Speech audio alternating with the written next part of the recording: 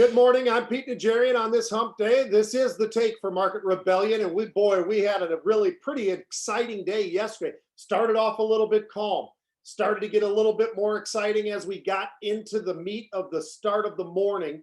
And all of a sudden, before we could even blink, you're looking at the Dow is up 100 points. Next thing you know, it's up close to 200 points. It's extending into the close. Actually finished the day up about 160 points on the day. The interesting thing here, however, was we got back into that position of that divergence where the Dow, at least in this particular case, going to the upside, not quite so great when you look at the NASDAQ, which it started to decline. And once it did, it just continued. The pressure was on for most of the day, and it finished down about 70 points on the day. So a big divergence when you look at 160 points to the upside on one, down about 70 points on the other. That's pretty telling. Now, we talked about volatility as well. We've talked about where that volatility had come from. It's been dropping. It got underneath 17, remained under 17. Yesterday, we were somewhere in the mid-16s, closed around 1680 or thereabouts. But I'll tell you what, we did have a little bit of volume. We returned a little bit of volume back over that 30-plus million in that 34 million category. Believe it or not, this will shock you. Apple did not lead. Tesla did not lead. AMD, AMC, none of those names were leading to the upside. Sorry about that camera. My dog actually kicked it. But what led? Pfizer. Pfizer was the biggest volume leader yesterday when we look over at the derivatives markets. It actually had 1.1 million contracts trading in Pfizer. Then it was Apple. Then it was AMD. Then it was AMC. So a pretty interesting day as we were getting through the day. I do apologize about the camera. Let me see.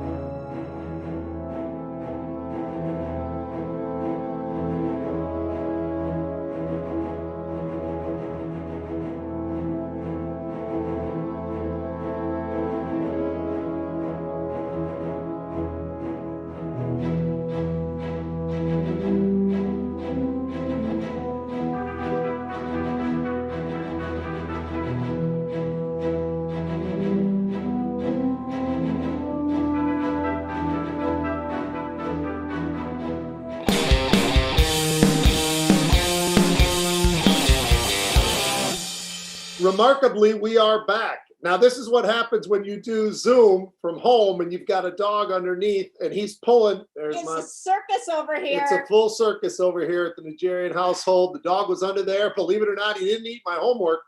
He wrapped the cord around his neck and then got up and ran out. But he's back, so everything is good. He's in great shape. Anyway, as we were talking about volumes, we were talking about volatility, and now let's talk about some of the sectors that were moving yesterday. Energy, definitely one of those. Now, when we look at what was up at least over 1% early on, energy, materials, industrials, financials, absolutely leading to the upside. Energy, as a matter of fact, finished up the day up about 1.7%. So a really nice day. Energy bouncing back. A lot of those beta names exploding to the upside that we talk about consistently on the financial side. But we had Goldman Sachs just the other day for unusual options. I believe that was on Monday. Goldman moving to the upside. Morgan Stanley, JP Morgan, Capital One, all having a very nice day yesterday. Doesn't mean everybody was having a great day. Moderna pulling back. Now, Moderna did just run up towards that 500 level and then had a reverse that backed off very rapidly, finishing the day down nearly 6%. Micron was down about 5.5%. When you look at the divergence that we were talking about, well, semiconductors definitely contributing to that as they were getting pulled to the downside, down about almost 1.5% yesterday. But Nucor, Freeport Mac having absolutely explosive days to the upside as we talk about some of the material space as well. So as we get into today, we look at the markets and they started off relatively quiet. It looked like the NASDAQ was starting off relatively strong, actually bouncing back. It was up maybe 45% points in the pre-market. We were up about 60 points in the pre-market when we were looking over at the Dow. Before you know it, just the first 40 minutes of the day, we're up 225 points on the Dow. And yet you look over at the NASDAQ and you're not seeing any kind of performance at all. As a matter of fact, easing back and going back and forth across the line, green and red, back and forth. So last I looked, NASDAQ was trading down about 15 points and we had the Dow still up about 200 points. We had crude underneath 68, but when you look at what sectors were leading, it again, materials, definitely looking strong. Financials bounced around and started to move to the upside. Energy, which was down about 0.5%, actually moved back into the green today as well. So you look at gold and silver, moving to the upside. You look at the 10-year, still holding and building a little bit higher, 1.35, somewhere near that level. Volatility still hanging right around where it's been, right around that mid-16s. But you look at Bitcoin and some of the names attached to Bitcoin and blockchain and anything in the crypto space, a really nice performance to the upside. As a matter of fact, Bitcoin over 46,000 last I looked. One of the names that I want to highlight because we had some unusual on here on Monday, Riot Blockchain. That name was in the 38s. Today it got up and over 40. Some activity as we talked about earlier in the week that was going to be expiring on Friday. Well, a nice solid move to the upside for many of those different names and a nice move from Splunk to the upside as well. But you look to the downside, Moderna, we were just talking about, had a nice strong move up towards 500. Then it started to pull back, and today pulling back even further, down another 5%. It's why we preach and talk about discipline and having plans as you're going through. When you buy something, you know when you're going to sell it. You actually have to have the discipline to do that. Something we talk about all the time here at Market Rebellion. It's something we try to preach because things do change quickly. This is a great example. This is a stock that actually in Moderna that was actually pushing on 500. Now we're getting closer and closer to 400 all the time in just a couple of days. Actually, yesterday was that level where we're up towards that 500, and already you look at it today, definitely off considerably when you look at that. Now, a couple unusuals, we get out of here. We got Walmart. Now, Walmart we had last week too. Walmart had a nice move. It was moving up towards that 150 level and bursted through. Today, stock's trading right around 150.20. We had a buyer of 5,300 of Fridays expiring August 13th. The 152.5 calls, very inexpensive in terms of premiums. You're talking about 14 cents up to about 24 cents on those options if the stock can make that kind of move. A couple of dollar move to the upside, but let's remember, today's Wednesday. You've got today, tomorrow, and Friday for these to pan out. So could that happen? Absolutely. Will that happen? We will see. We'll be watching. somebody thinks that there's a move in progress in the next couple of days. Now, Boeing, similar sort of story. We're looking at Boeing. Boeing was trading right around 238 and 30 cents. So just a little over 238. We had a buyer of 17,000. Yep, 17,000 of Friday's expiring 240 calls. They started out at 58 cents, went all the way up to $1.50.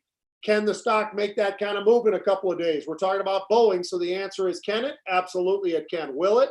Time will tell, but we certainly have some commitment with 17,000 options being bought, looking for that upside move in Boeing before we actually close things out on Friday. So two very, very short-term options, and we've been talking about this for probably the better part of 14, 16, 18 months. Majority of what we have been seeing has been very, very short-term. 1 week out, couple of days out, 2 weeks out, and if you extend past that, these days, that's almost considered a long-term buying type thing that we are seeing. So we haven't been seeing nearly as much of that as we once were. And now it seems like the majority of everything we see is very, very short term. We're going to be having a webinar today. I'm really excited. I'm going to be joining up with AJ. We're going to be doing some rapid fire of the names that you guys all want to hear about. We're going to be going through that as fast as humanly possible, but doing it in the right way. AJ always does an amazing job